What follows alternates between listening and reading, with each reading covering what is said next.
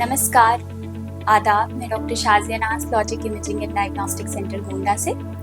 आज मैं आप लोगों से प्रेगनेंसी में किए जाने वाले सबसे इम्पॉर्टेंट स्कैन, जिसका सबको पता है, जिसका नाम उसको कहते हैं टीफा स्कैन या फिर एनोमली स्कैन। तो ये टीफा स्कैन कब किया जाता है और क्यों किया जाता है? तो टीफा स्कैन नॉर्मली 18 से 24 हफ्ते के बीच में किया जाता है।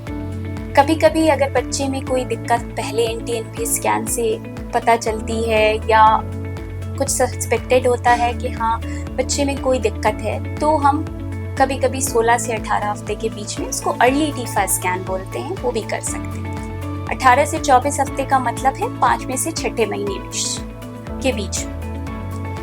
टीफा स्कैन ऐसा टाइम है 5 से 6 महीने में बच्चे के सारे अंग बन चुके होते हों और जैसे एक पैदा होने पे बच्चा होता है उस तरह के ही दिखते हैं, और बच्चा इतना बड़ा भी होता है, पूरा घूम रहा होता है, तो सबसे अच्छा दिखता है उस टाइम पे। तो हम टीफा स्कैन में सबसे पहले तो बच्चे की धड़कन है या नहीं, उसके बाद प्लेसेंटा की पोजीशन क्या है, बच्चे की पोजीशन क्या है, बच्चा घूम रहा है अच्छे से, एक्टिव है या नहीं है, सर्वाइकल लेंथ जिसको हम बच्चेदानी के मुंह की मेजरमेंट कहते हैं, वो भी देखते हैं। और फिर हम देखते हैं बच्चे के एक एक अंग की, एक एक ऑर्गन की सारी डिटेल्स, सर से लेके पैर तक। सर में बच्चे की हड्डियों से लेके जो अंदर के ब्रेन के स्ट्रक्चर्स हैं वो भी देखते हैं। फिर बच्चे की स्पाइन, फिर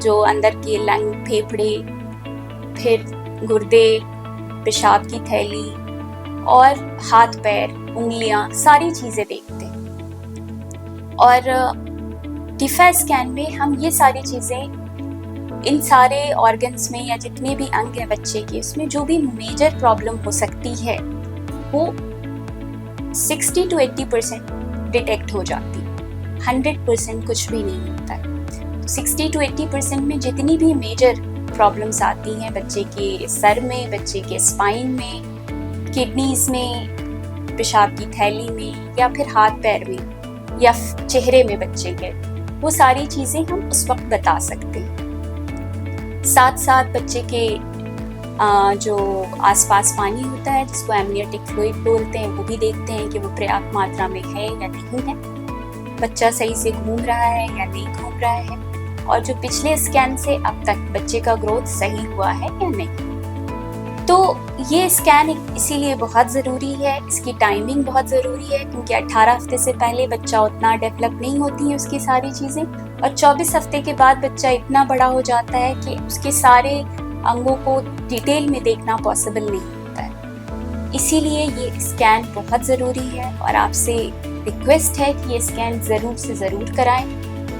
टीफा स्कैन कराने से सबसे इम्पॉर्टेंट जो फ़ायदा है वो पहले ये है कि हम अगर बच्चे में कोई एनोमली है या कोई दिक्कत है तो हमें जितनी जल्दी पता चल सके वो बहुत, उससे माँ का और बच्चे का दोनों का फ़ायदा है। सबसे पहले तो अगर कोई ऐसी प्रॉब्लम है जो ठीक हो सकती है, जैसे कि बच्चे के हाथ पैर में मुड़े होते हैं, कभी ये वाली दिक्कत है, या हल्की सी कभी गुर्दे में सूजन होती है, तो ये सब ऐसी दिक्कतें हैं जिसको हम आगे जाके, जिसका इलाज फैमिली को ये बता सकते हैं कि बच्चे में ये दिक्कत आ रही है, लेकिन ये ऐसी दिक्कत है जिसके लिए आपको घबराने की बात नहीं है, इलाज है।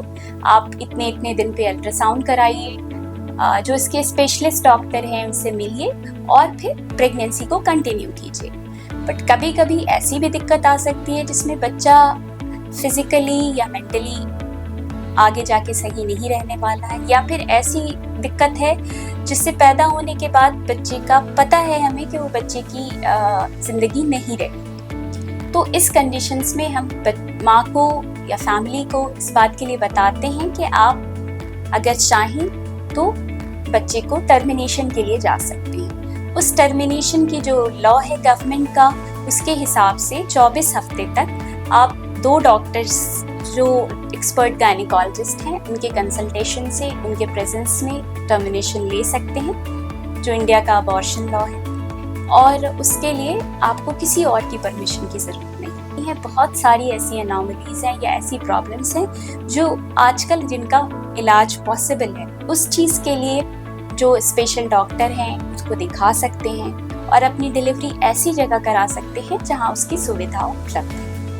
तो मेरा आप लोगों से ये अनुरोध है, ये रिक्वेस्ट है कि प्लीज़ टीफा स्कैन ज़रूर कराइए, ये बहुत ज़रूरी है। धन्यवाद।